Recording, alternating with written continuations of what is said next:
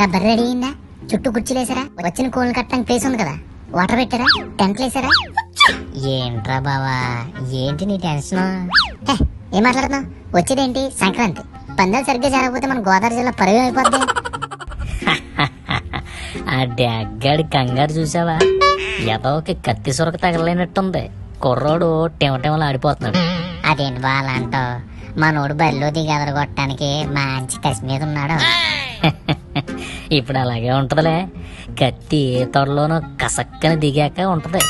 సంవత్సరం మొత్తం కూర్చుని తిన్న బాదం పప్పులు, జీడిపప్పులు, కోడిగుడ్లు అన్నీ గుర్తొచ్చేస్తాయి. అవునావా? అలా భయపెట్టకరా, టెన్షన్ వచ్చేస్తుంది. నేను భయపెట్టమేంట్రా బాబు.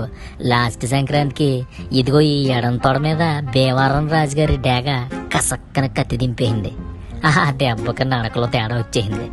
అలా గర్ల్ ఫ్రెండ్ తో కలిసి కాసేపు ఏ మట్లోనూ దువ్వుతా తిరగడానికి లేకుండా పోయింది. నిజమే బా, నువ్వు వంకరగా నడుపుతుంటే స్టైల్ ఏమో అనుకున్నాను. ఇదే సంగతే. సర్లేవా. అయినా ఈ సంక్రాంతికి పందాలు ఎవరంట కదా, కరోనా చైన్ ఎఫెక్ట్ అంట. ఏం మాట్లాడుతున్నావు బా? పందాలదేముందిరా, బరిలో కాకపోతే గోదావరి గట్లు, అక్కడ కాకపోతే అత్తి తోటలు, ఎక్కడైనా సరే పందెం జరగాల్సిందే.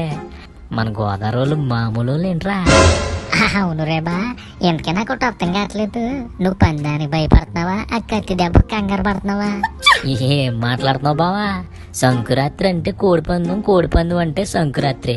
తెల్లారగట్లే కోడి కూయటం ఎంత కామనో, సంక్రాంతి సందడిలో కోడి బరిలో దిగడం కూడా అంతే కామన్ బా. అతిగా ఆలోచించి అయ్యో అనేవాళ్ళు, అతిగా ఆవేశపడి ఊగిపోయేవాళ్ళు సంక్రాంతి పందాలను ఆపినట్టు చరిత్రలో లేదు మరి. ఆయ్